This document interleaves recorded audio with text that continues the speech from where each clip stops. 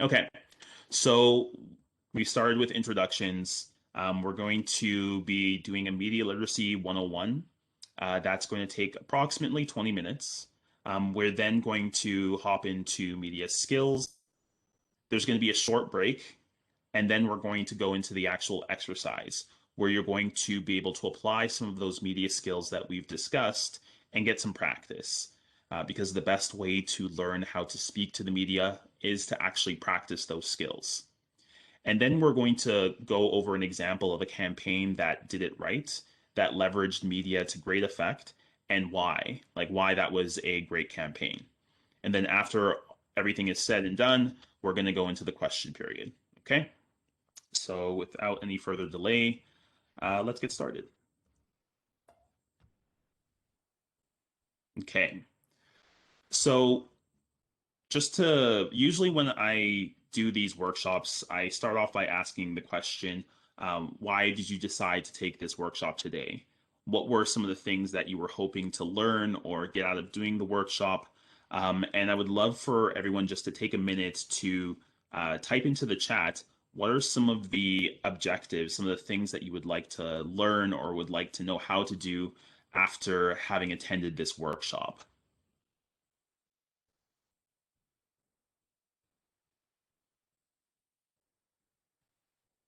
And it may be that you have entered the workshop with no expectations. That's a completely fine answer as well. But yeah, I would just love to know kind of what some of the expectations are.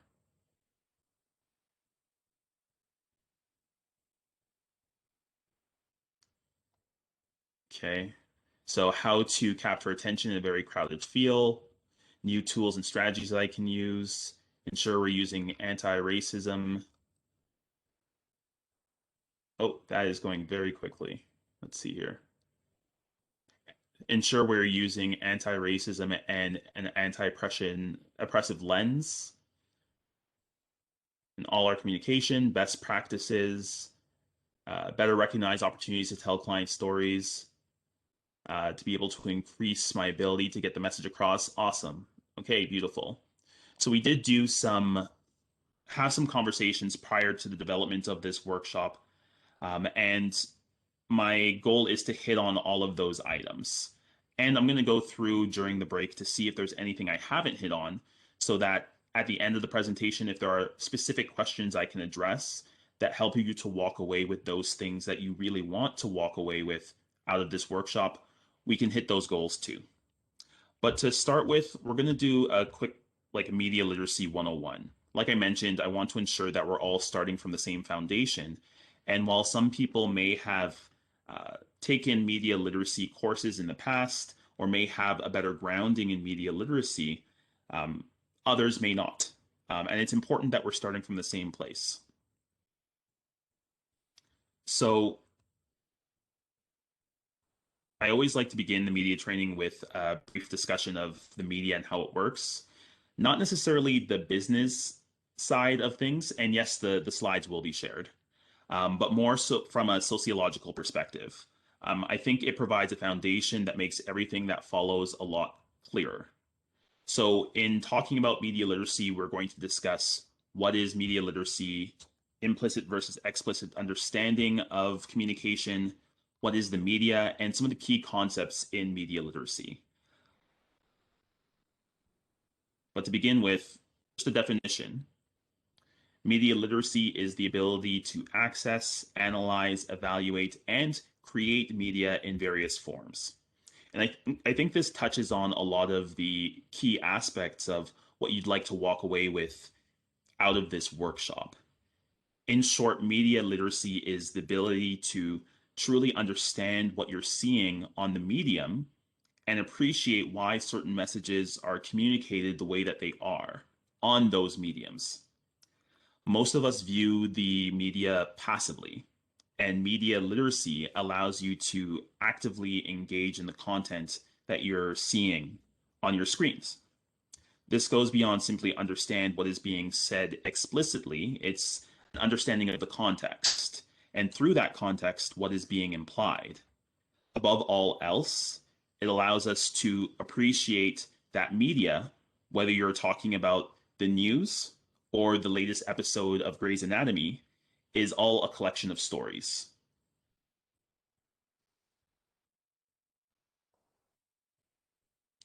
Storytelling is as old as human civilization.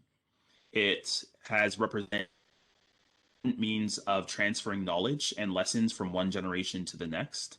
And it's, in fact, one of the most effective ways of transferring those lessons.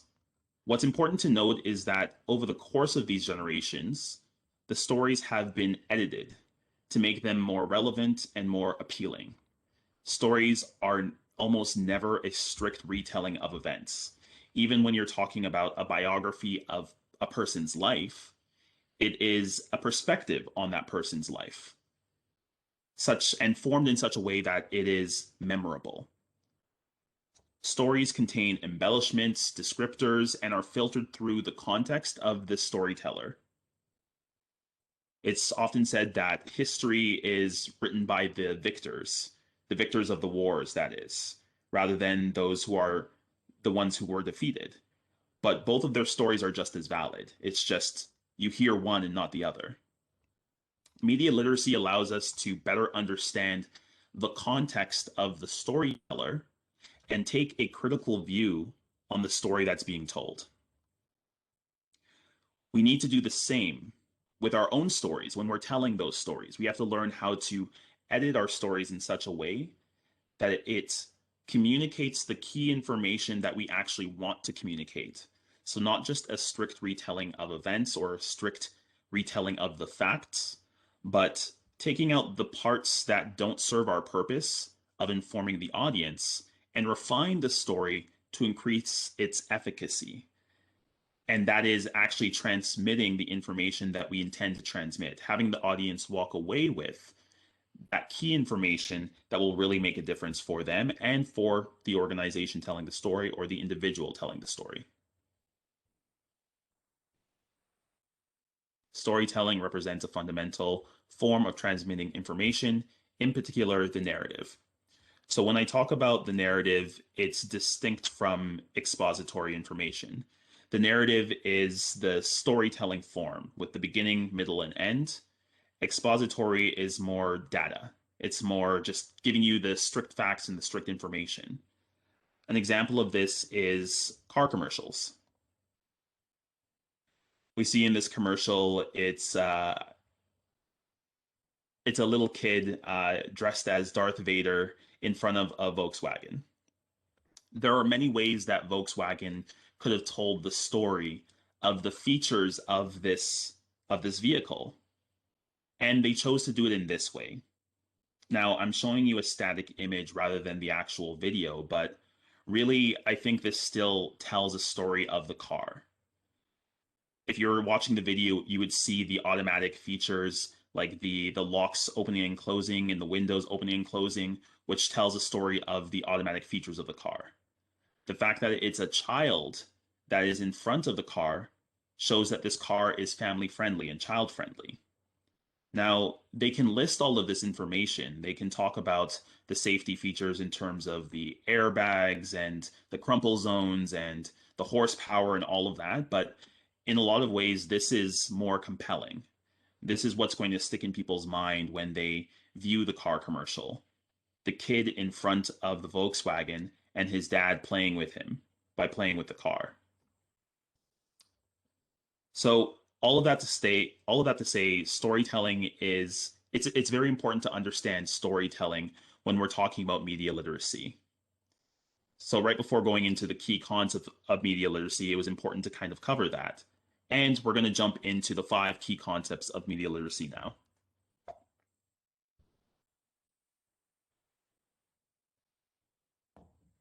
So, 5 key concepts of media literacy that will help you to really understand what exactly you're looking at and why it's been presented the way that it has. Number 1, media are constructions. The first principle can also be communicated as authorship. In other words, who created the media? The media was created by someone. Understanding who created the media is key in understanding what message is being conveyed. And it's why it's always important to get multiple sources of information when you're trying to suss out what exactly is the truth. No matter who is creating the content, the conscious and unconscious biases of that person are carried and transmitted into the media product itself. Because of this, media products are rarely an accurate reflection of the world as it actually is. The product is first filtered through the creator and then developed into a media product. As a community organization, I know that this is one of the main concerns in positioning the organization for media opportunities. Specifically, how are the biases of the media going to impact how they speak about the organization or the clients being served? And that's why it's of utmost paramount to understand the particular slant of a media organization that you're speaking to and try to understand the context of the journalist from that media organization that's wanting to speak to your organization. Inside of all of this, it's also important to recognize the broader context of the times that we're in. So, for example, right now we're in the midst of a global pandemic. That's a very different context than 3 years ago, as an example, and will be a different context than, hopefully, will be a different context than 2 years from now. That will impact the media product that's being produced, how the media will communicate about key issues or about organizations in this particular context. Recently, I saw a story about rising anti-Asian violence across the United States. This is not a story that will be told by all media organizations and not a story that we told in the same way by all media organizations. Depending on if the organization is more conservative or more liberal, the chance of them telling this story and how they will tell the story will vary greatly. And that's what I mean when I say media are constructions. There are the facts that there are people being attacked across the United States or being harassed across the United States. And then there is the retelling of the facts. When evaluating a media product, the questions that you should be asking are, number one, who created this media product? Number two, what is the purpose of this media product? And number three, what assumptions or beliefs of the creator are reflected in the media product?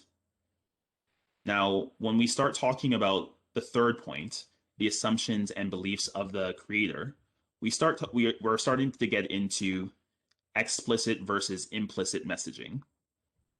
So beyond who is communicating the message, there is also the question of how that message is being communicated. When talking about explicit, it means just stating something plainly. You know, the sky is blue, the sun is hot. It's just explicit, to the point. Implicit refers to something that is implied but not stated directly. It's the implicit meaning that is hidden but conveys a message. From the context of media, this is done using visuals, settings, body language, lighting, and colors.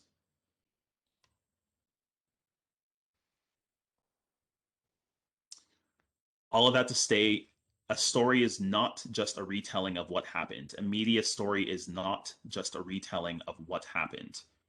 It's a narrative form that allows you to take an event, real or fictional, and by applying a structure, convey information or meaning.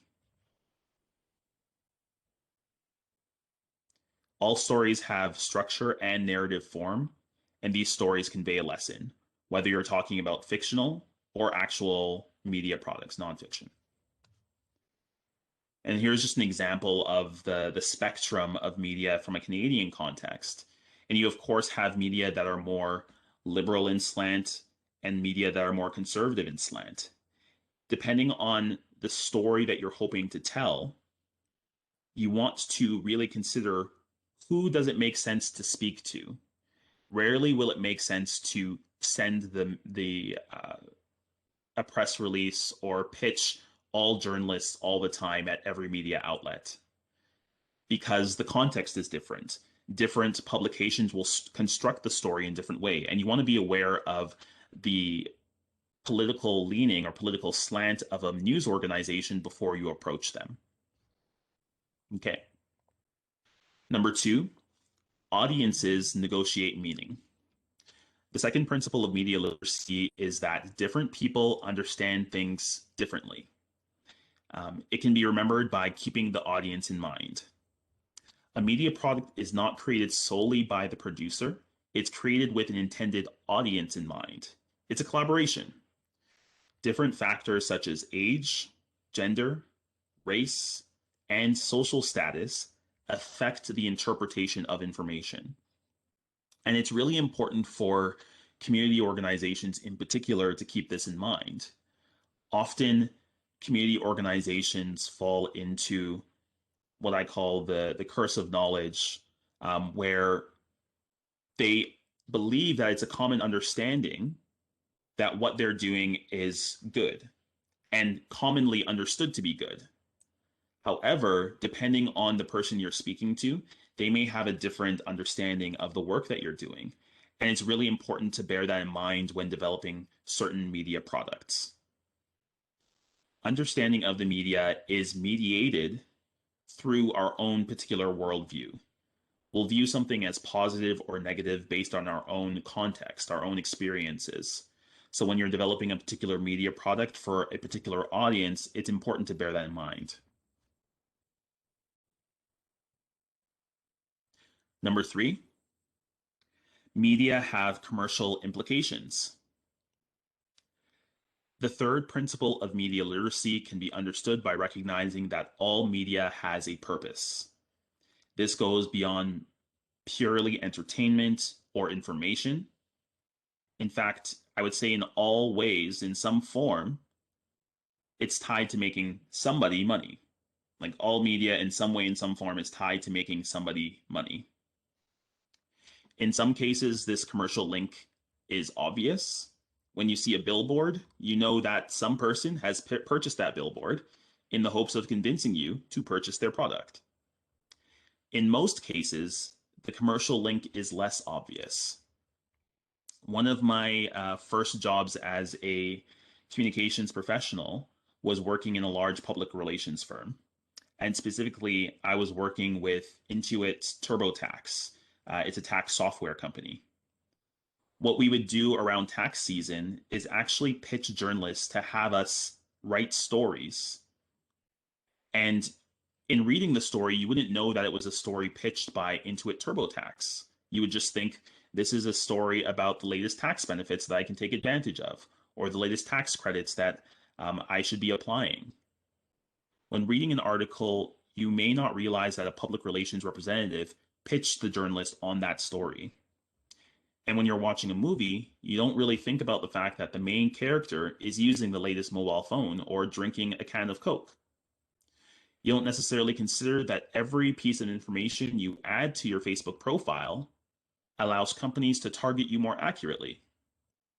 Somewhere at the end of the line, someone is making money when it comes to media. And this is a large part of the reason why media tends to sensationalize stories or lean towards attention-grabbing headlines, sometimes at the cost of accuracy.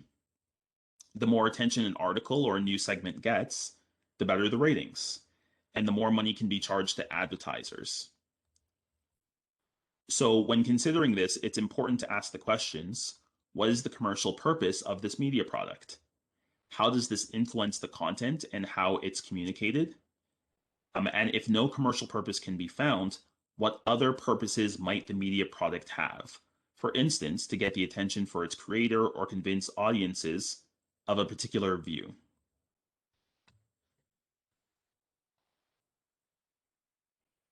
Oh, number 4, media have social and political implications. The fourth principle of media literacy can be understood by recognizing that all media has social and political implications. Media is not a static thing. It's not just informed and understood by people, it actually affects our lives every day. And I think this is something that the group here appreciates well, and is part of the reason why you've chosen to embark on media training, because media actually has real world consequences. When topics get enough attention, it has the potential to elicit political and social shifts. I think the death of George Floyd is a clear example of this.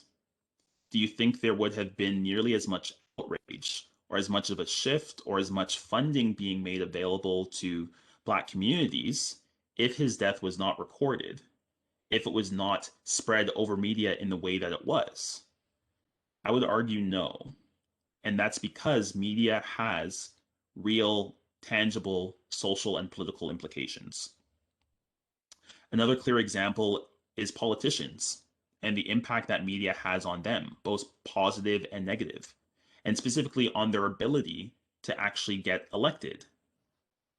So, you want to ask the questions: who and what is shown in a positive light, and what is shown in a negative light? Why might these people and things be shown this way? Who and what is not shown at all? And what conclusions might audiences draw based on these facts? I always show an example of Donald Trump because, from a communications perspective, it's an amazing case study of what happens when the media really puts too much focus or a high level of focus on an individual.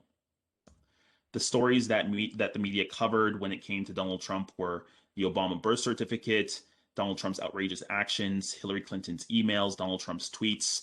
Now, we can argue back and forth about the news value of any one of these items. I would say that most of these items had very little tangible news value.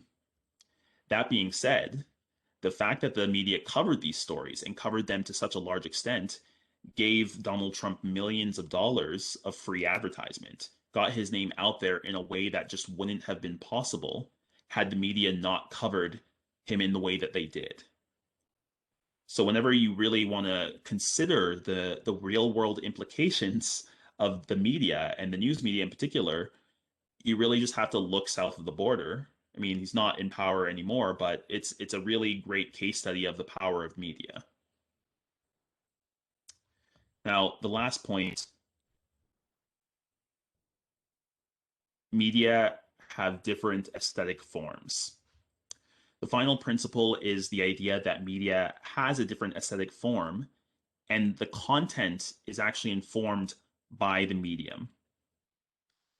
Each medium, whether you're talking about the TV, the radio, websites, social media, they have their own rules. Whether you're talking from a technical, commercial, or storytelling perspective, they all have their own rules.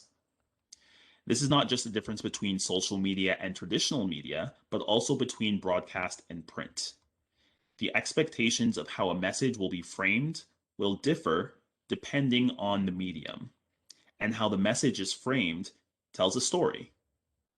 Going back to the idea of media as constructions. So, when considering this, you want to ask yourself the questions: what technique does the media product use to get your attention and communicate its message? Number two, in what ways are the images in the media product manipulated through various techniques, for example, lighting, makeup, camera angle, photo manipulation? Number three, what are the expectations of the genre? So, what are the expectations of print advertising, of a music video, of a YouTube video, of a TikTok video? They have different expectations. And in general, what are the expectations of the medium?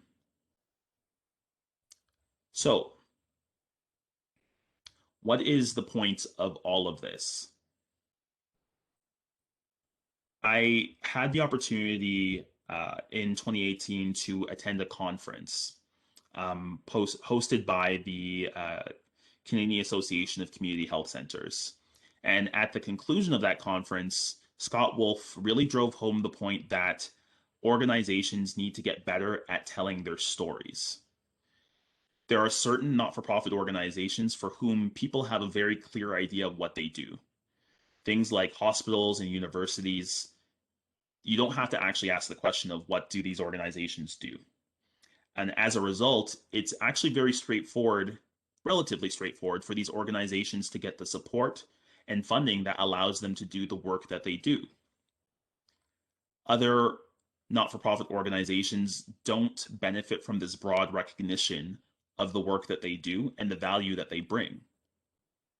And as a result, they really need to do, all organizations really need to do a better job of telling their story.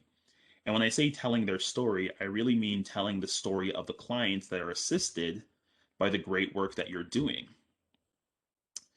In not telling your story effectively, in not getting the support for the organizations, you're not able to as effectively serve clients as you would otherwise.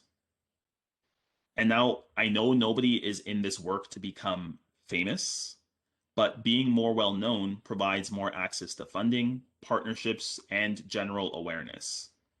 It allows an organization to have more access to resources and do what they do more effectively. And for that reason, it's important to understand how stories are selected and conveyed in the media. This provides a foundation for creating stories that will get the message you're trying to get across.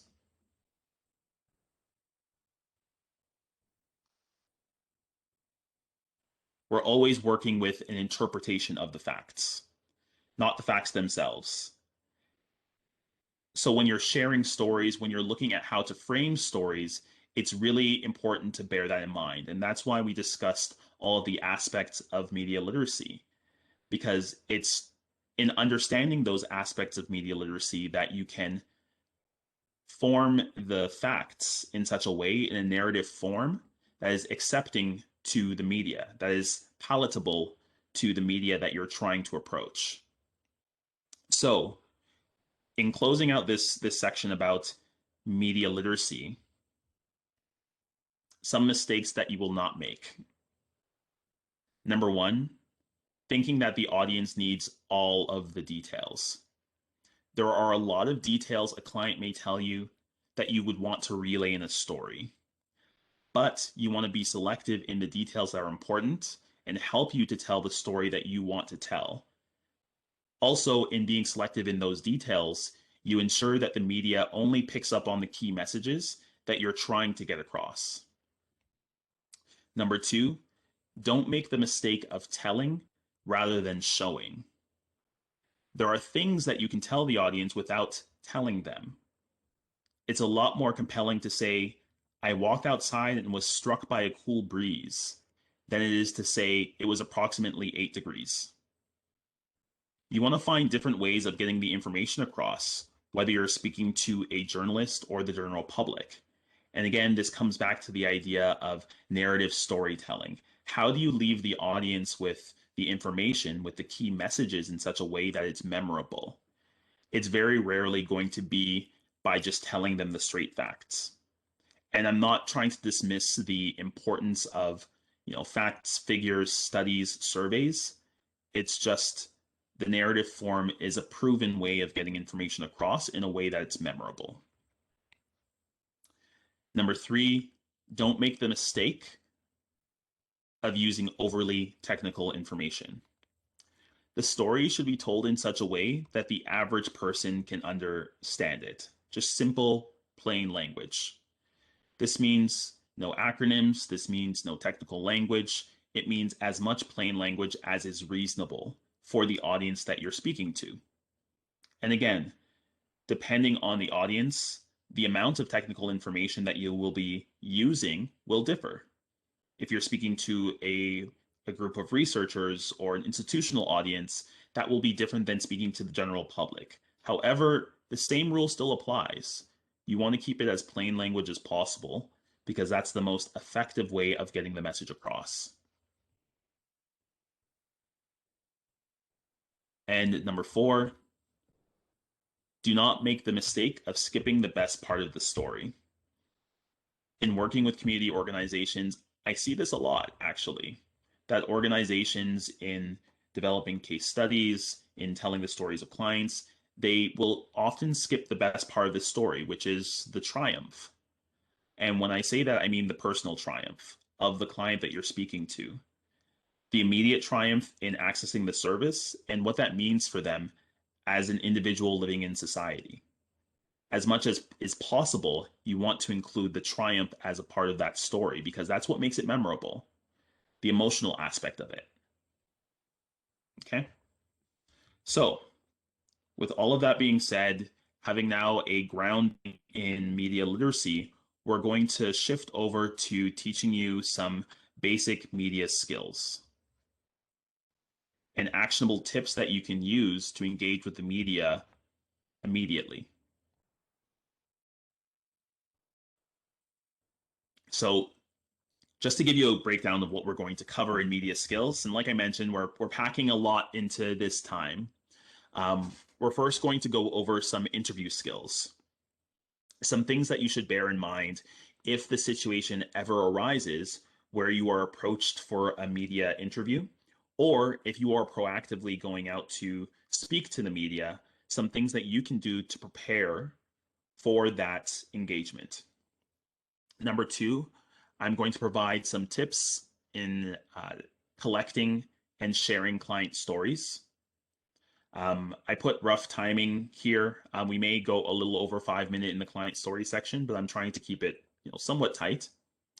And number three, what I feel is the most important section is the key message development. So we're going to provide some information on key message development. Okay. Oh, okay. So in terms of interview skills, number one, do your research. Even if you feel you know the topic well, do your research, collect a few stats that will supplement the key messages that you are going to be sharing with the journalist. Do some research on the journalists themselves. Often, for a media engagement as a public relations person, I will develop a media brief for my client. The media brief is an overview of the story, what the journalist will actually be covering, some background information on the journalist. So, who they are, past stories that they've written, what their slant is from a perspective, if they're going to be a tough journalist, if they're going to ask tough questions, most likely, how experienced they are, that sort of thing. And the media brief will also include some key messages. So, 2 to 3 key messages that we want to keep hammering home during the interview and keep coming back to during the interview so that there is a chance that those key messages will end up in the final publication. Okay. Number two, ask for the questions/interview focus in advance. So it's actually very unlikely that the journalist will send you the questions in advance. It's not often something that they do. They will send you the interview focus in advance if you ask, in all likelihood. And you still want to ask the question. If there is an opportunity to get the questions or get an idea of the questions that will be asked, it will give you a better opportunity to prepare for that interview. So anytime the journalist approaches you for a media opportunity, whether it's from your own proactive outreach or the journalist coming to you because there's an issue that they want some comment on, ensure that you're asking those questions about what are some of the questions that you're going to ask, or ask them if they can give you an idea of the questions that they're going to ask, and ask them what is the focus of the interview. Okay. Number three, smile and show enthusiasm. And this is whether you are over broadcast, over the phone, and doing the interview, it really transmits. Smiling and showing enthusiasm will allow you to deliver the information more confidently. It'll make you less nervous when you're actually in the interview situation. And in particular, if you're in a situation where you're either being recorded via tape or video, you want to ensure that the image that you're portraying, how you're representing the organization, is in the best light. And in the best light is not necessarily scowling. And even if we don't think we're scowling, smiling really does make a difference. It makes a difference in how we speak, and it of course makes a difference in the video that is being shot at the end of the day.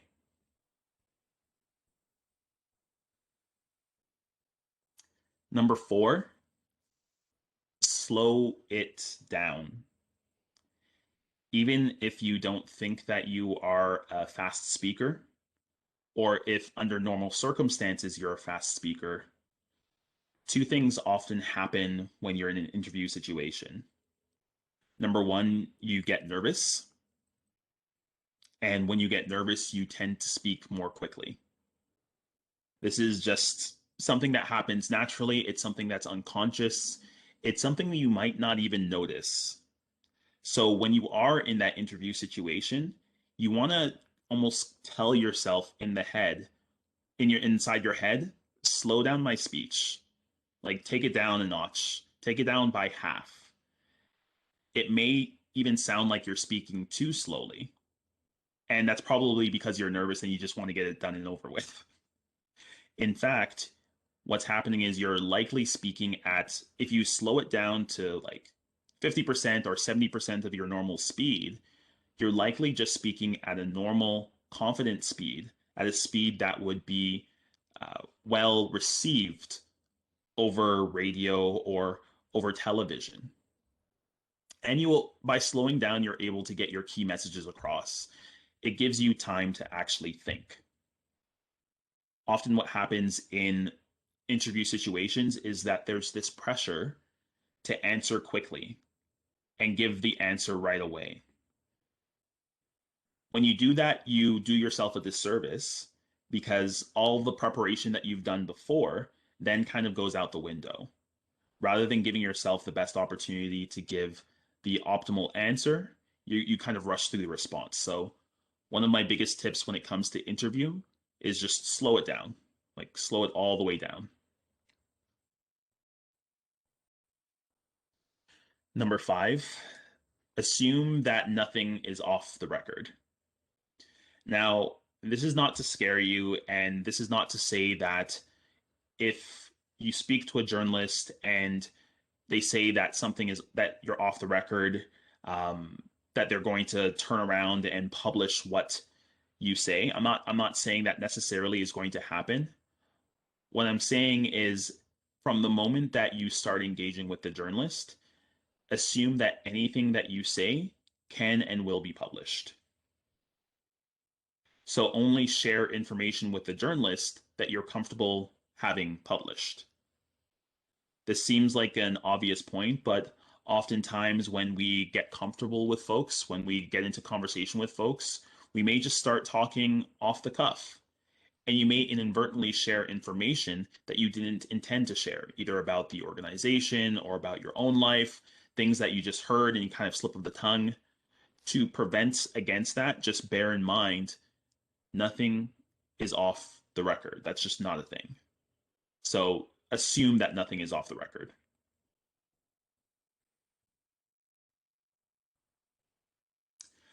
Number 6, maintain control of the conversation. When I say this, what I mean is you are in the driver's seat, even if it doesn't seem that way. Often, what I've seen in interview situations is that the interviewer, the person from the media, is seen as a figure of authority. And just like you would see a figure of authority, there's this compulsion to go with their flow, to answer questions in the way that they want to answer, or they want the questions answered, and to answer with as much information as possible. Don't be afraid to pause the interview if you need to pause. If you need to grab a glass of water, just ask, sorry, can we pause the interview for a moment? I need to grab a glass of water. If there's information that you don't know, there are techniques of how to communicate that. Just say, like, I actually don't have that information, or that's not my area of expertise. Don't be afraid to tell the journalist that you can get them information after the fact. Ultimately, they're coming to you because you're the subject matter expert. So they will wait for that information. There's not pressure then and there to provide them with all the information, in particular if it's information that you simply do not have. So Take control of the interview, maintain control of the conversation, ensure that you're steering the interview towards your own key messages, and don't answer questions that you don't want to answer or that you can't answer. There's absolutely no problem in doing that, in deferring those questions.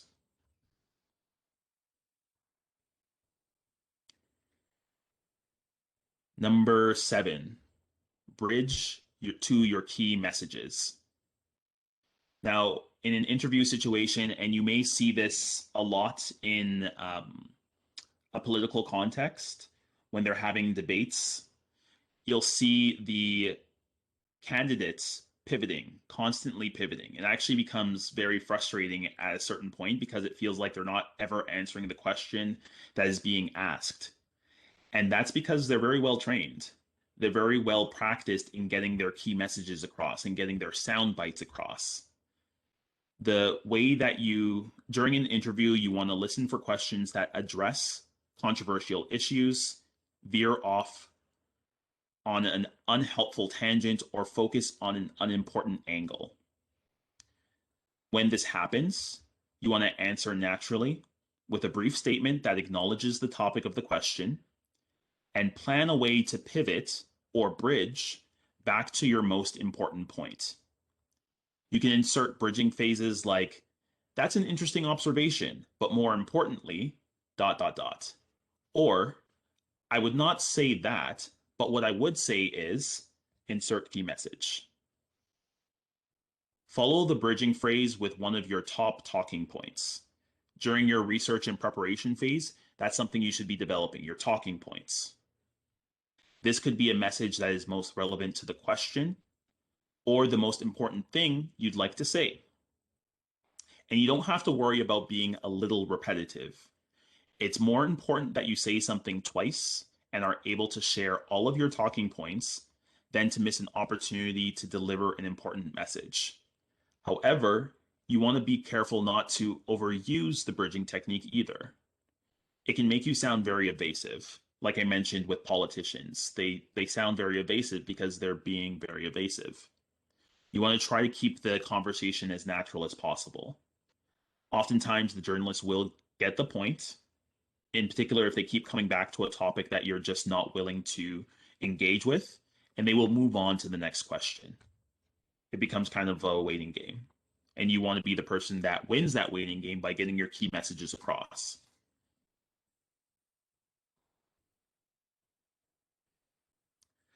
Number 8, never, never, never say no comment. Again, this can sound very evasive. It sounds like you're hiding something. It immediately sounds like you're hiding something. So if you don't want to say no comment, if there's something that you don't want to answer because it's just an issue that the organization is not prepared to comment on, there are a couple of phrases that you can use. Some of those phrases include, that's not my area of expertise, but I can get back to you with an answer.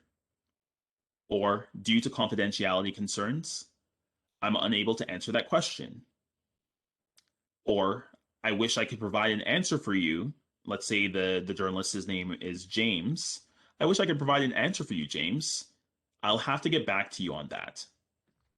In some cases, you may even have a prepared response. Again, your key messages that you pivot to in instances where you come against a question that is just you're just not willing to answer, or the organization has decided that you will not answer. And when all else fails, you can just tell them, I don't have an answer for you on that, but I would suggest that you speak with dot, dot, dot. You can refer them to another organization that may be willing to answer that question, or a person of authority who would have an answer for that question. Just never, never, never say no comment. It's one of the worst things you can say during an interview. And number 9, practice, practice, practice. All of these skills that we have discussed get better with practice. No one is inherently good at media interviews. I mean, even the heads of the largest companies in the world go through media training for this reason. So once you do you get that opportunity to engage in an interview, you want to do your research, develop your key messages, develop your talking points, and then just practice. You can practice in front of the mirror. I would suggest recording yourself and listening to it to see how you sound. You can practice in front of your colleagues, get someone to ask you some tough questions. In fact, we're going to do a little bit of that practice during this workshop today. So get excited about that. And that's all of the tips for interview skills specifically. Now, we're going to hop into developing a client story because I know that this is important as well for yourselves as a community organization. There are a couple of key things you want to bear in mind when it comes to developing a client story. And in fact, there may be opportunities for for a client to tell their story directly to the media. I don't always recommend this. You want to ensure that a client is well trained. So going through a training similar to this to let them know, again, basic media literacy skills and some key interview tips before you actually introduce them to the media to share their story. And you also want to collect the client story beforehand, or you want to develop the client story beforehand. So you know exactly what is it that story that we're going to be telling here. So here are some tips for developing a client story. Number one is identify the client. Ideally, this is a client who has a somewhat long history with the organization. It becomes a little bit trickier to develop a client story with an individual that you don't have a history with. You don't know what their leaning toward the organization is. If they've had a good experience or a bad experience, you may have an inkling, but with a client that has a longer history with the organization, you can be a little bit more assured as to the story that they're going to be sharing with the media. Once you've identified the client, you want to ask yourself a few questions about the story that you're intending to tell. Number one, is the client story unique or compelling in some way? So, going back to this idea of media literacy, again, we want to really frame the story in such a way that is unique or compelling, or evaluate the story in such a way that we can determine if it can be made into a unique or compelling story. This is something that is unusual. This is something that is inspiring. This is something that really is going to capture the attention of the public and capture the attention of the media. Really think of what kind of what kind of headline would be what kind of headline would be written about this story. I see two questions here that I may actually just address right now. What are your suggestions to develop lip stories without a client focus? So ultimately, and this is one of the challenges for community organizations, the media is rarely interested in a story that doesn't have that human perspective, that doesn't have that client focus in some way. It's not to say they're never interested in that story. If, for instance, you had a major announcement about funding that you received or research that you've done, or an issue that you're actively engaged in, then that could be a story that you could tell. But I would say 80% of the time or 70% of the time, the media wants to at least speak to a client that has been impacted by your services or impacted by the research that you're doing or impacted by the initiative that you're engaged in. And it goes back to the idea of storytelling. A story that is attached to an individual, especially when you're speaking about a community organization, is more compelling than a story about an organization.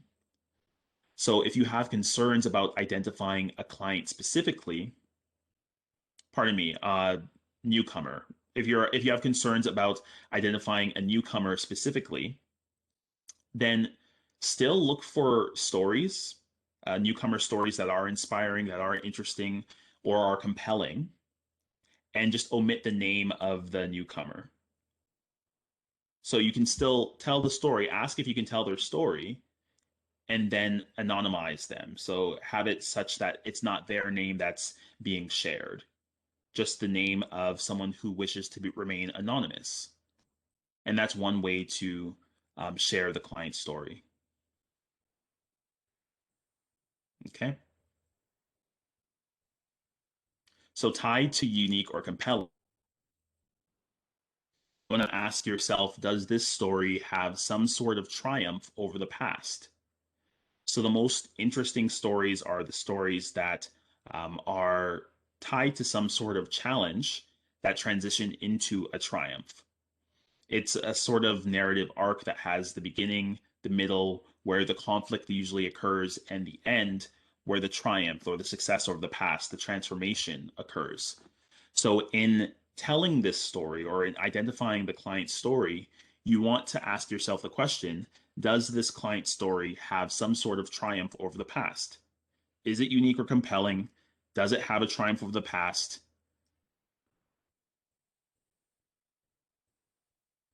And yeah, I would say that the same principles still apply. My apologies. The term client or our patient or program participant are terms that I'm used to when speaking with organizations, and recognizing that you're working with newcomers specifically. So the same principles still apply, even if you're speaking about a newcomer.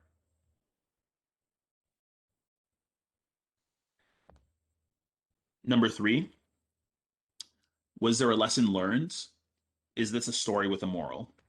Now, this is not necessarily a lesson learned by the newcomer.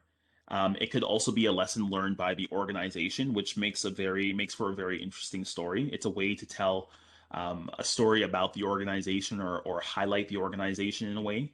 If you're talking about a lesson that the organization learned through the lens of a client's story, it's a very compelling way to tell the organization's story as a part of that client's story. So you want to pay attention to that as well. What did we learn from this client's story? What lessons did we take away? What was the moral of this story? When it comes to actually collecting that client story or developing that client story, number one, you first want to, or that newcomer story, pardon me, I'm gonna have to have that mental shift in my own head. When it comes to actually telling that newcomer story, you first want to obtain permission to reach out. I don't know what the structure of your organization is in terms of managers or coordinators, directors, but you want to ensure that you actually have permission to reach out to that newcomer to ensure that you can collect that story. So speak to the teams involved who have actually engaged with that newcomer directly. If you're not the person who has engaged with the newcomer, and you are going to be the person collecting the story, so you want to ensure that you have the actual permissions to reach out.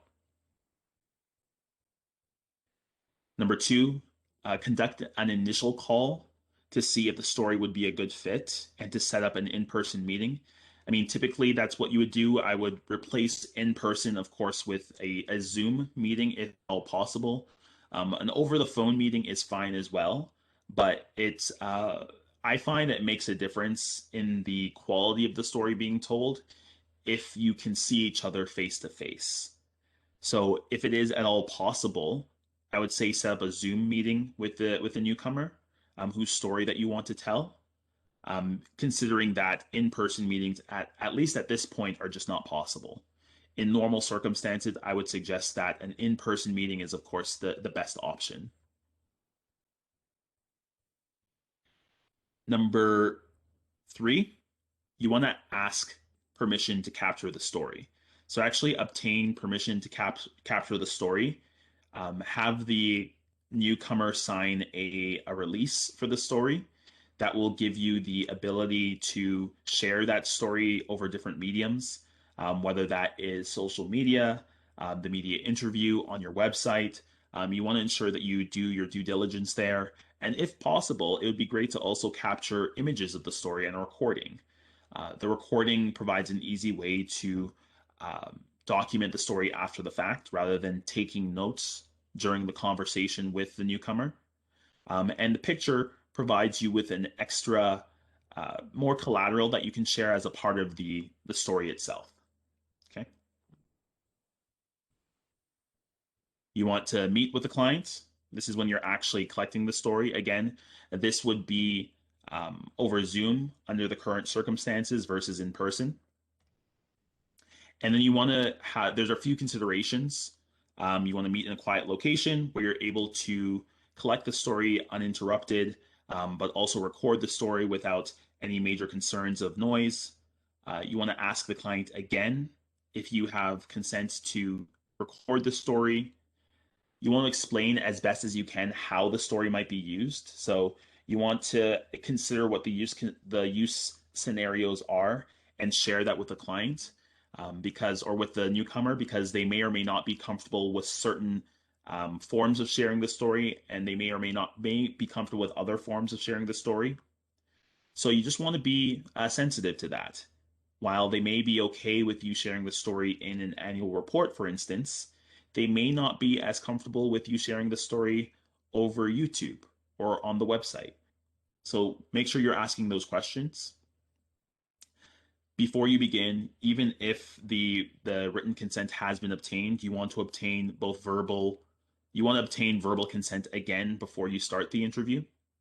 At this point, you should have already gotten the written consent from the client, and if not, then also obtain written consent. And for confidentiality, you can use just the client's first name or a pseudonym if the client is not comfortable with their information or their name being shared, recognizing that some newcomers are in a sensitive situation, and they may not want their name on the news or on the website or being openly shared. In those instances, it's still important that you try to collect client or newcomer stories, and you can anonymize the individual in question by using a pseudonym or only using the first name. And then once you've collected that story from the client or from the newcomer, apologies, you want to develop the story. Okay. The the stories all have a background, the challenge and the triumph, the beginning, the middle, and the end. You want to include all pieces of that while keeping it succinct. I see Miriam asked the question. We have been having conversations around these types of consent and ensuring folks can withdraw consent at any point as well. Any thoughts or tips on that? Yeah, certainly. I think it's just communicating to the client or to the newcomer, sorry, that they can withdraw consent at any point. It's ensuring that I mean, it becomes a challenge depending on how you share the story. If you're sharing the story over your own networks, then it's absolutely not a problem. It doesn't take a lot to delete a post or a page from your website or to take down a post from social media. It becomes more challenging if you are sharing those client stories through the media. So if, for instance, the client is sharing their story to a journalist, so when you are informing clients or folks that they can withdraw consent at any point, you just want to be very honest with them that if they do choose to speak with a journalist, it may be that the journalist is unwilling or the publication is unwilling to take the story down. Some publications will be open to this if the individual in question. Okay, got it. I may keep making that mistake about clients, so thank you for that. Um, it it may be the case that a publication will be willing to adjust the story or take it down if the client is no longer comfortable.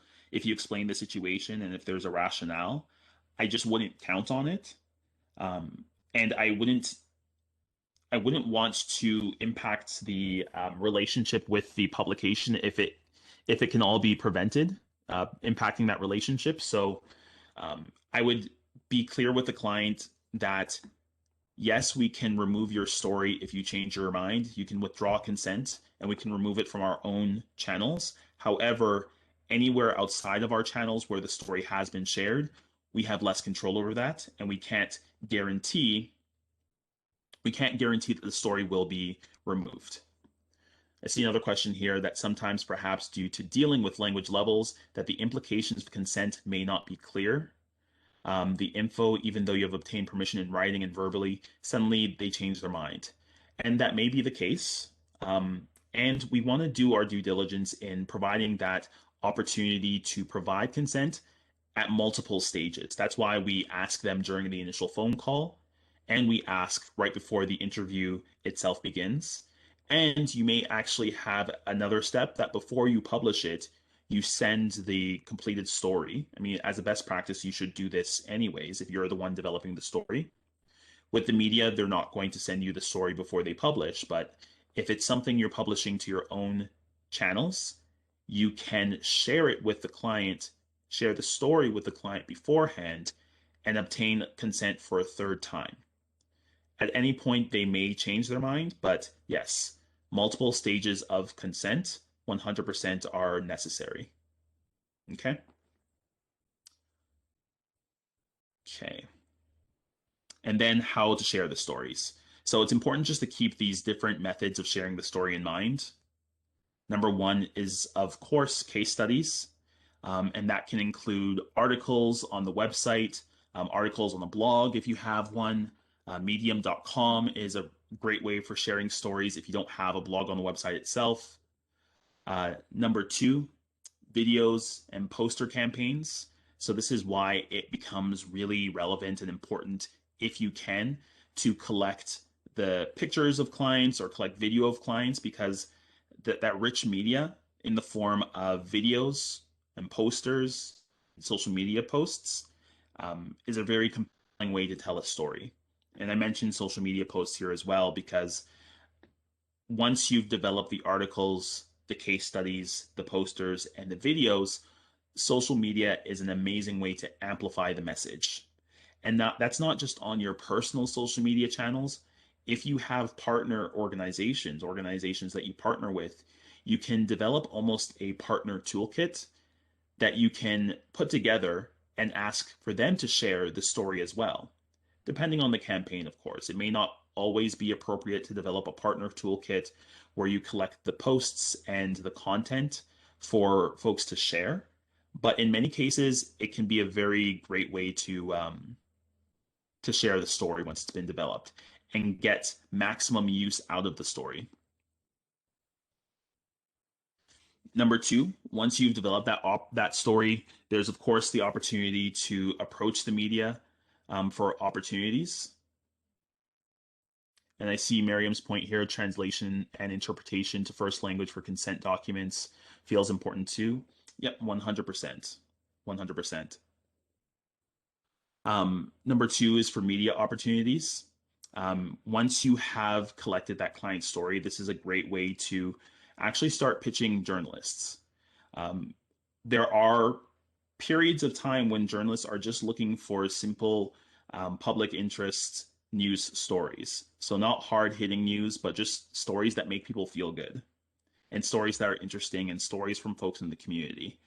And especially if you start developing a relationship with a journalist, and I can give you an example of that. I was working with an organization called Tropicana here in Toronto.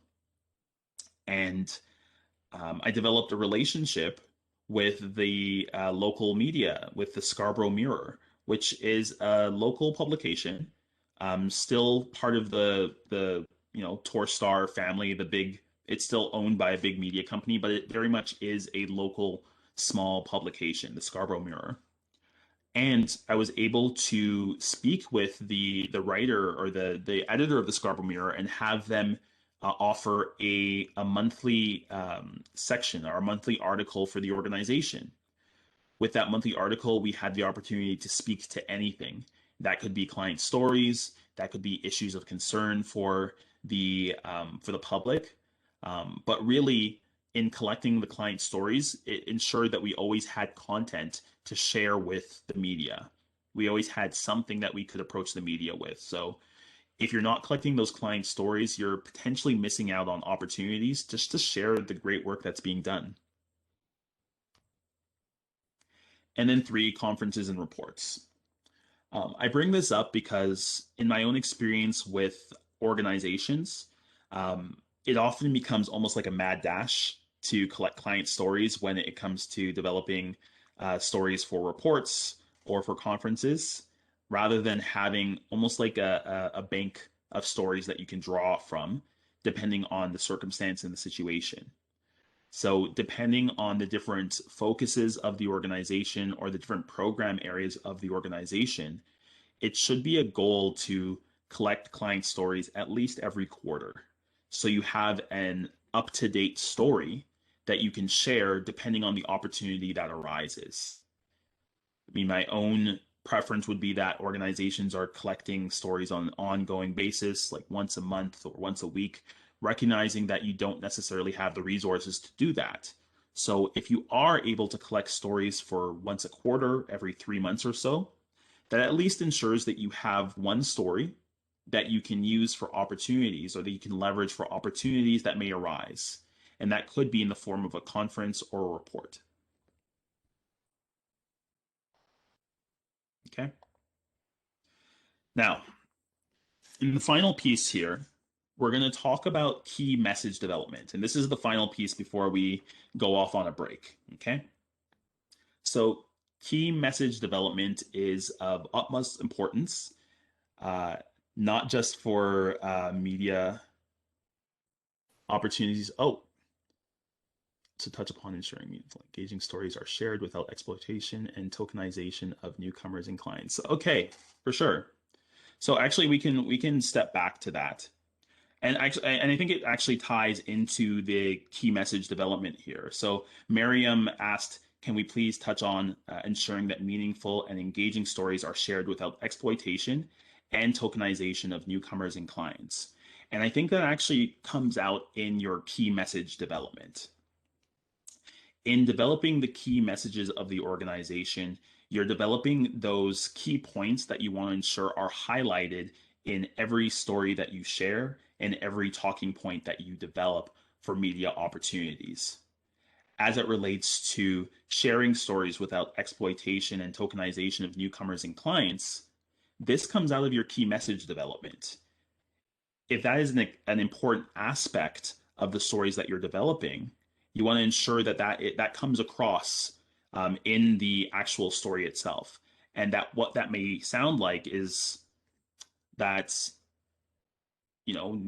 newcomers are newcomers slash clients are just like you and I. They're just members of the community that are just trying to live their lives, right?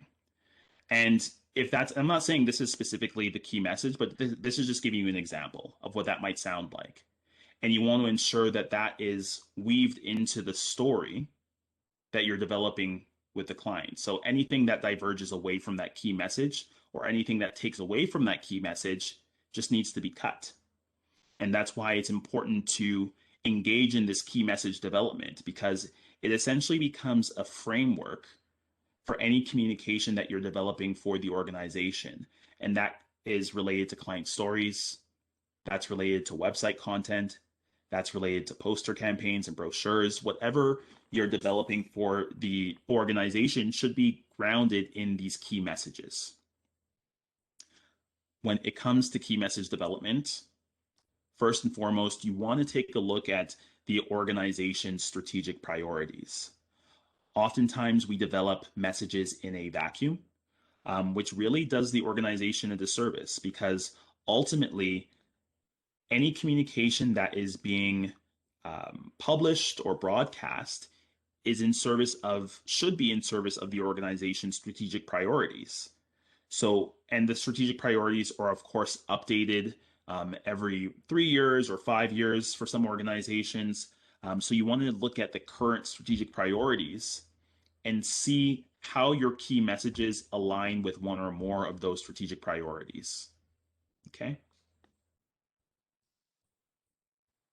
Number two, with key message development, it's rare that you're going to be developing key messages for each and every stakeholder.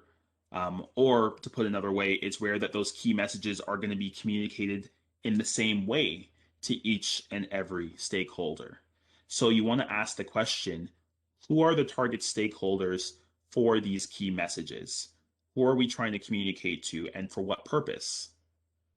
How are we going to get that message across? The key message, again, is the framework. And then you develop your talking points based on those key messages. So you want to ask yourself the question, who are the target stakeholders? Number 3, focus on being clear, concise, and consistent. Taking each one of those points separately, being clear, your key message should be in as plain language as possible. There should be no ambiguity as to what you're trying to communicate when you are developing those key messages. If there's any technical terms, if there's any jargon, you want to really take that out, right? So I'm just to provide an example. Often in the not-for-profit sector, we will use terms like tokenization or racialized communities or like terms like that, for instance. We want to see how we can take that back to plain language as much as possible. And what exactly are we trying to communicate there when we say terms like that? That becomes the key message. You want to get as down to the basic as possible because that will then filter out to the talking points that you're developing. Okay? Be concise. Key messages are short. Key messages are 1 to 2 sentences long. So you want to ensure if your key message results in a statement that is 3, 4, 5 sentences, it needs to be cut back because you're not getting to the root of it. You're not getting to the base of it. Okay. And number 3, be consistent. It's important to keep key messages clear and concise because that is what allows you to be consistent. It's what allows folks to say the same thing and to speak or sing from the same songbook. It's very hard to keep consistent if a key message is not clear and if it's not concise. So they all kind of tie together. Okay. And number 4, practice, practice, practice.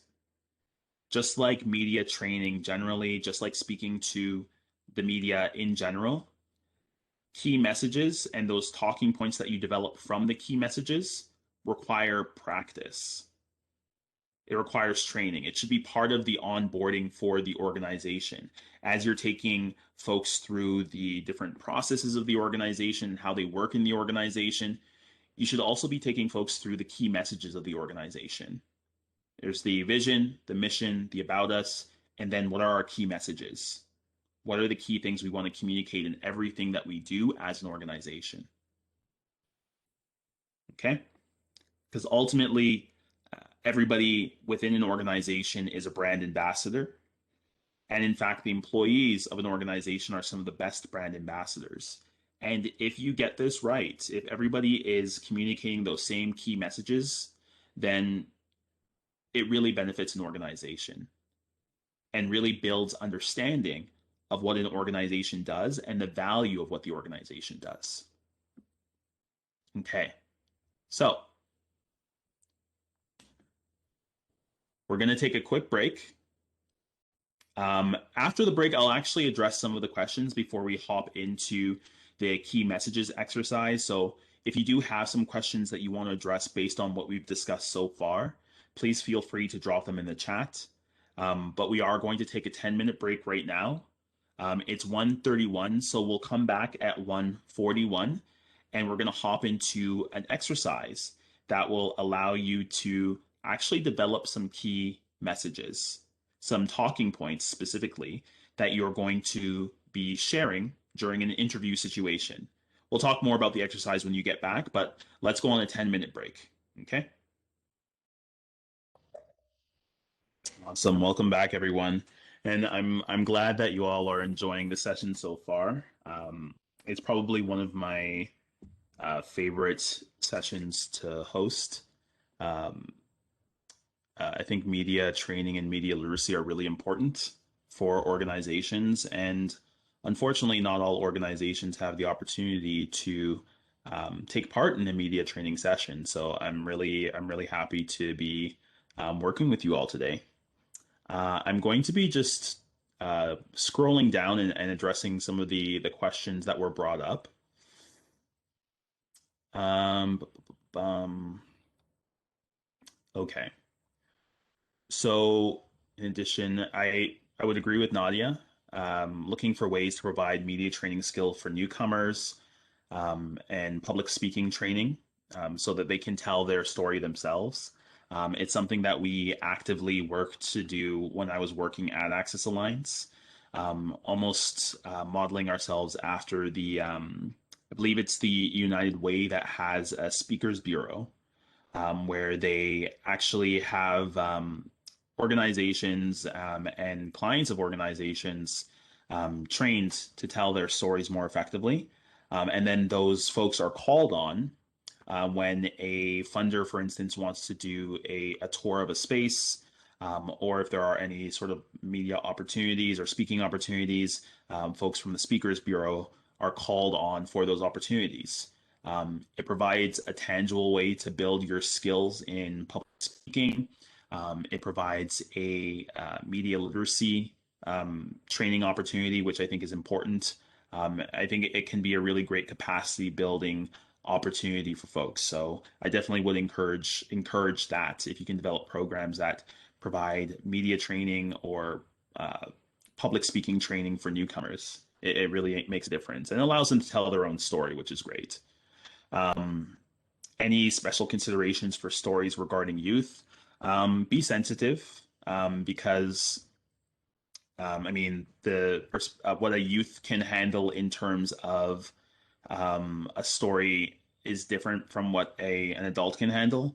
And what I mean by that is whenever I am the one who is briefing a client for a media opportunity and conducting even just a brief version of this media training for a client, I'll also just be very frank with them that once the story is shared online, we have very little control over it. People aren't always nice. If the comment section is open, people may share comments that aren't friendly. People may share comments that aren't friendly online, and that can be hurtful. So I'm very careful when it comes to sharing stories regarding youth. It's typically something I only really do with media that I'm friendly with. So the Scarborough Mirror is a great example. I would not expect anything but great news and kind of feel good stories from the Scarborough Mirror. Whereas there are publications that I just wouldn't broach for those sorts of stories. And you always want to get consent from the parents as well. That's necessary. Getting consent from parents if you're dealing with a youth, with stories regarding youth and sharing their stories. A question was, can key messages be overarching, but also project/activity related? And yes, they certainly can be. I would encourage you to have key messages for your organization as a whole. Just for in general, this is who our organization is, and these are key messages for organization, as well as a communication plan for your organization as a whole. But I also just develop communication plans and key messages for specific projects and specific initiatives. And the key messages from those projects and those initiatives shouldn't be like drastically divorced from the key messages for the organization. I mean, ultimately, this is an initiative within the organization, and the two should connect.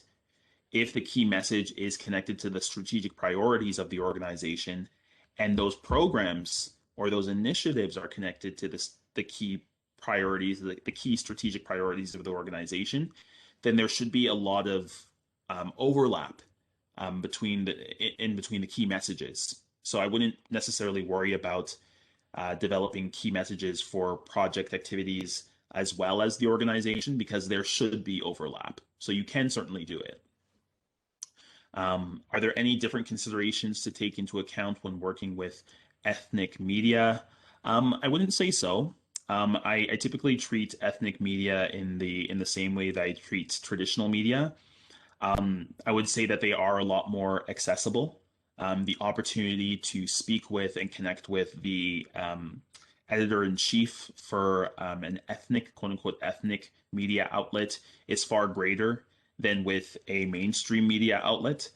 So I do like to take advantage of that opportunity because it means that stories that may not be typically published in mainstream media, those human interest stories, stories about clients, or stories about the organization, you have a greater chance of having those published within ethnic media, especially if you develop that relationship with the journalist or with the editor in chief, which is something you should do. As much as possible, you want to develop a relationship with media outlets, and in doing so, you become a resource to them, and then they will start approaching you proactively when there's an opportunity to comment on a story. But also, if there is a story that, otherwise wouldn't be published because it's, very soft news. So, for instance, if you're hosting an event, um, then will be more inclined to publish relationship. Okay. Making sure that newcomer understands confidentiality and why it matters and why it's important before any interview. Certainly, definitely explaining the documentation in full and disclosure in full and why we're asking for the disclosure and why confidentiality is important. I couldn't agree more. We're now going to move on to an exercise. I'm going to share my screen again. Okay. Everyone should be able to see my screen now. So we are going to be engaging in a key messages exercise. And I mean, this would be more accurately described as a talking points exercise. I'm going to give you a very short amount of time. It's only going to be about 10 minutes, maybe give you a bit more time, 12 minutes. We're going to split you into 6 groups in 6 breakout rooms and provide you with a scenario. You have 10 minutes to develop your key messages and talking points. Then each group is going to nominate one person to be the spokesperson, and that person is going to be interviewed by me. And then at the end of the interview, feedback is going to be provided. Okay? And just as a reminder, I'm going to flip back real quick to your key talking points, the key message development, rather. You want to review the organization's strategic priorities and align your key messages with those key priorities and those talking points with these key priorities. You want to know who the target stakeholders are. When I am interviewing you, I am going to tell you who the media publication is when I'm interviewing you, whether they're more left-leaning or right-leaning. And I'm going to ask questions based on that, okay? But you want to pay attention to who your target stakeholders are. Regardless of who the media publication is that you're speaking to, you should know who your target stakeholders are, okay?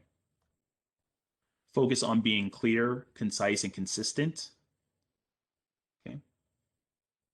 And I mean, the practice is what we're doing right now. So you want to also bear in mind some of the techniques that we discussed. So never say no comments, your bridging techniques, staying on message, controlling the conversation. This is all what you're going to be practicing here in this exercise, okay? The scenario, keeping it very general. A program is started by the Canadian government to admit 250,000 refugee claimants over the next 3 years from war-torn countries, okay? This news comes at the heel of high unemployment numbers and continued concerns over the COVID-19 variants, different variants coming from different countries. And there are groups in Canada actively opposing this news by the government and spreading anti-immigrant propaganda. Okay? So, I want to split you into 6 breakout rooms where you're going to discuss this scenario and discuss how you as an organization or as a group would respond to an interview request based on this scenario. Okay. And bear in mind, I am going to be coming from different perspectives. Um, I thought about it. I'm not actually going to tell. Well, I'll tell you. I'll tell you what perspective I'm coming from when we're actually hopping into the interview. But yeah, so I want you to develop key messages based on this scenario. Okay. Okay. So we're going to hop back into the presentation and really quickly just go through two case studies that I found quite good in terms of sharing stories, in terms of media specifically. Neither of these are media relations related, so they're not interviews. They have aspects of media relations, which I'm not going to be highlighting. More so, I'm going to be highlighting the campaign as a whole and just talking about some key message, some key lessons that we can draw from those campaigns. Okay. So let me just share again. Okay, so just going to quickly go over some case studies here. First of all, I'm going to be playing a video. It's a short one. It's only about 2 minutes. Let's see if it plays. Yeah. Packing an Operation Christmas Child shoebox. Okay, let's be honest. Packing an Operation Christmas Child shoebox can go great with anything. It's so that other kids can learn about Jesus. Praise the Lord. Oh, and it's also a great way to teach your own kids about giving. Teach your kids about giving. Have a great day. Oh, and don't forget, make good choices. So basically, you get an empty box, which any box will work. Really? Okay, not any box. Much better. Okay, so now you have your empty box. Now you can pick the age range, and if you want it to be for a boy or a girl. Come on, please. Please be a boy.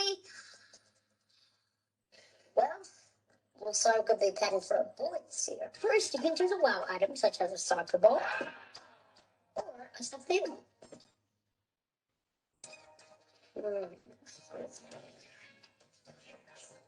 And you can choose other fun toys too. Hi, Jenna. Okay. So you kind of get the picture, right? So this is the video for Operation Shoebox. And Operation Shoebox is or rather, Operation Christmas Child is a campaign that was created by Samaritan's Purse in 1990 for children in Romania. Each November, thousands of churches, schools, groups, and individual donors prepare and collect shoe boxes filled with toys, school supplies, personal items, and other small gifts. Samaritan's Purse decided to make a humorous how-to video explaining this process for the packing initiative, the process of packing for the initiative. The results. The year the video was released in 2016, the Samaritan's Purse collected a record-breaking 9.1 million shoeboxes from the United States alone. So, in general, the campaign itself is actually pretty straightforward. Like, putting aside the video, it's essentially having people pack shoe boxes for those in need and then sending those shoe boxes. They have to pay for the postage, but they send the shoe boxes. So even without the video, it's a very easy campaign to understand and a very compelling case to make. However, what the video does is demonstrate a few lessons, considering that this was a record-breaking year for Samaritan's Purse.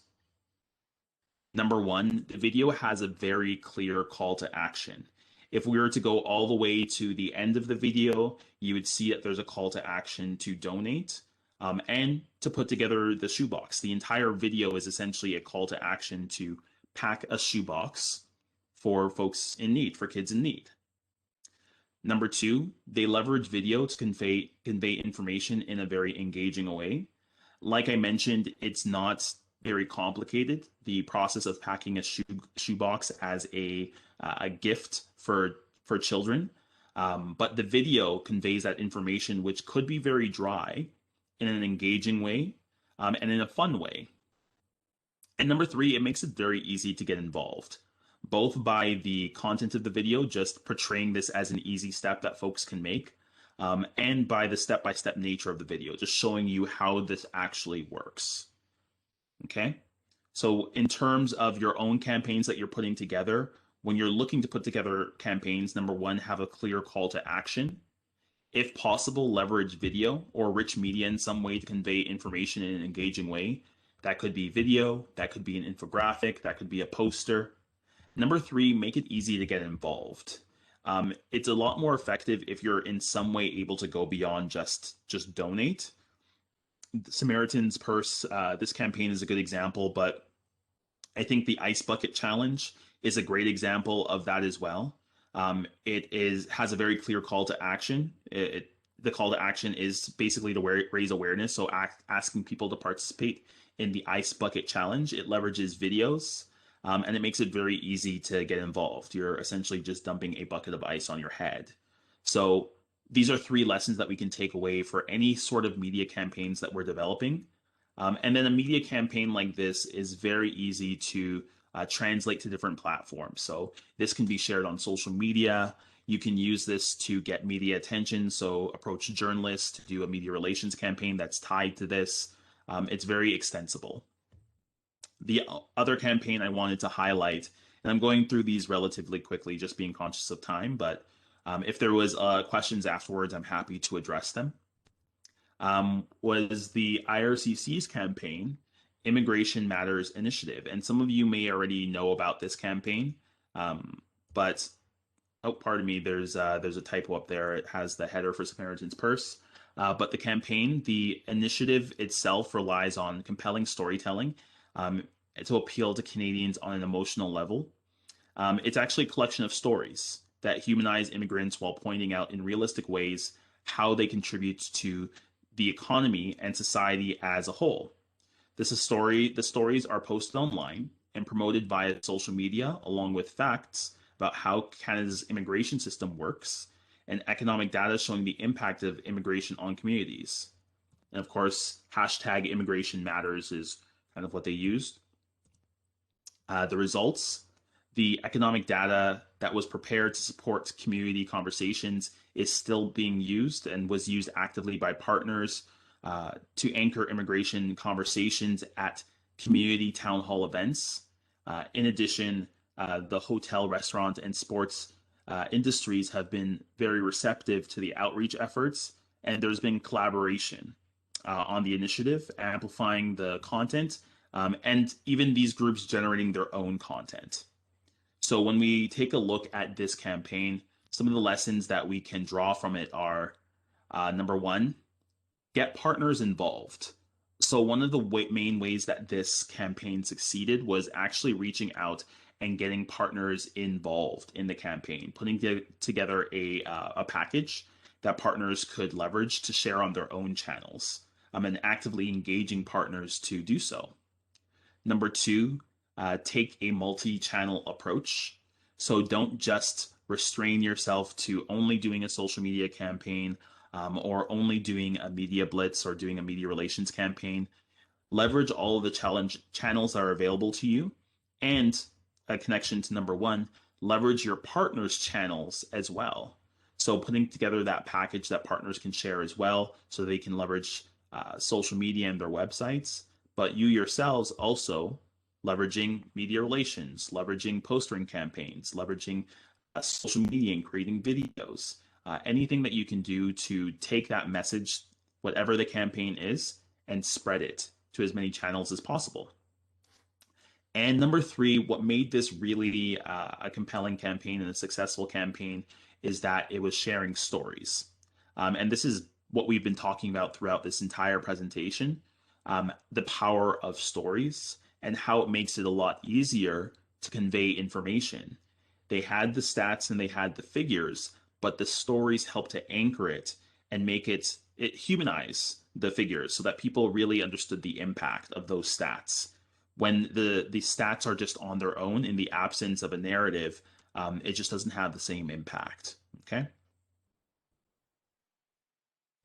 So I just wanted to discuss those briefly to kind of anchor everything that we were talking about in two real world campaigns. Different campaigns. One was more social media, from a social media engagement and town hall style campaign. The other was engaging folks into taking action through a video campaign, something that was anchored in a video campaign. But they both kind of demonstrate the importance of effective storytelling. And they were both effective as campaigns. So just being mindful of the time, I want to take the opportunity to see if there are any questions. Um, I know that people are likely leaving at this point, but I'm going to be on happy to answer any questions that there may be. Thank you everybody who did participate today. I hope that you took something away. I will be sharing the presentation as well as putting together a tip sheet for some of the things that we discussed today, so you have some a quick reference material that you can use in your everyday activities. Okay.